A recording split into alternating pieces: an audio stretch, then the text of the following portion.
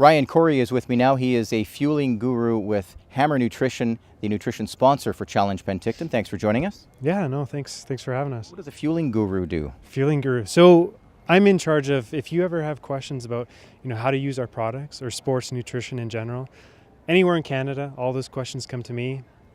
And I use my wealth of endurance races and experience to tell people, here's what works, what doesn't work, and just education, more or less. Hammer Nutrition has been around since 1987, and over that time you've been able to get the athletes to basically test your product for you, and you've come to this point now where you have a good idea how you can fuel people. So I want to talk a little bit about how we fuel for a race like this, and then how that translates to people like myself who might only run a 10K or go hiking or something like that. But specific to a triathlon, you need a lot of fuel.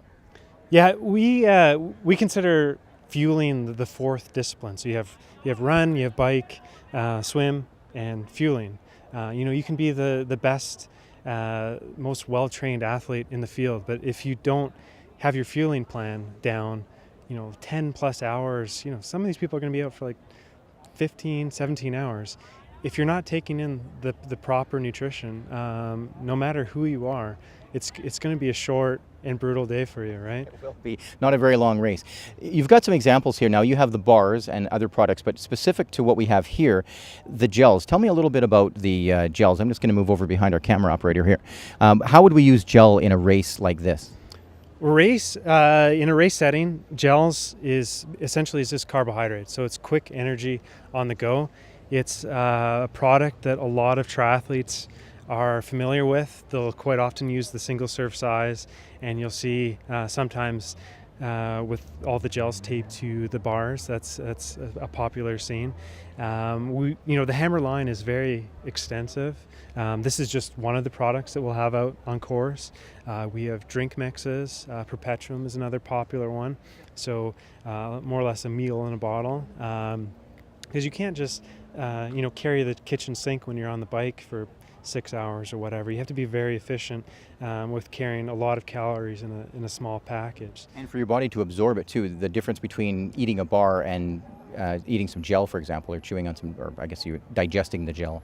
Yeah, you know what? We're always advocates for whole food first, but the reality is that once your effort gets up to a certain level, it's just hard to process those foods. So that's when supplementation and using clean fuels like ours comes into play. It's just more easily digested, essentially. And the fizz tablets, that's to get the electrolytes in your body, is that right? Yeah, like today's a hot day, and I think we're expecting another warm day come race day. So you need calories to help fuel you, but you also need electrolytes. So electrolytes are what help conduct the nerve impulses, and quite often you'll see if people are running low, that's why they're cramping, right? So you need to have a bit of an understanding to how to supplement both into your plan. So for people watching race coverage today, we're taping this a couple of days prior, and this is basically like an expo to let people know about the different products, mostly for the athletes, but for the general public, someone who just wants to run once in a while, do some hiking or cycling. What's the best fuel for that when you're actually out doing that activity as opposed to, eating a good breakfast? Well, like I said, whole foods first. So bringing a bar with you? Bringing a bar. Bar is a good snack. Gel for shorter efforts is very popular. But to be perfectly honest, I would say in training or in more fun, casual efforts, it's just testing what works out best for you. We hear the gamut of what works for different athletes. We have some science that says, this is what works for a longer effort, this is what works for a shorter effort.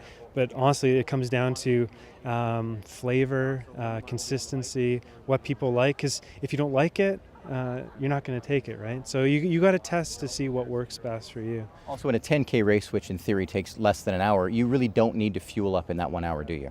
Yeah, you know what? The thing I really like about Hammer is that we're not pushy, right?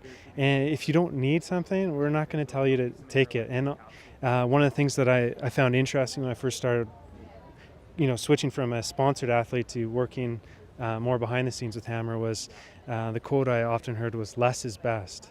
So, all of us can eat a crazy amount of calories, and these athletes will definitely be burning thousands of calories in the day, but your body can only process so much. So you have to have the patience to learn that not to take the kitchen sink like we were telling, and to go with more of a minimal number of what your body can actually process. And that's an interesting restraint for a business like ours to say, just calm it down a little bit, keep it simple, and don't load up your back with just tons of bars and gels. Just take what you need, and that's going to be more successful for you, and ultimately build a better relationship with Hammer. Lots of water as well. Lots of water, yeah. Ryan, thanks for joining us. Yeah. Ryan Correy is with Hammer Nutrition, the nutrition sponsor for Challenge Penticton. Let's go back to our race coverage now.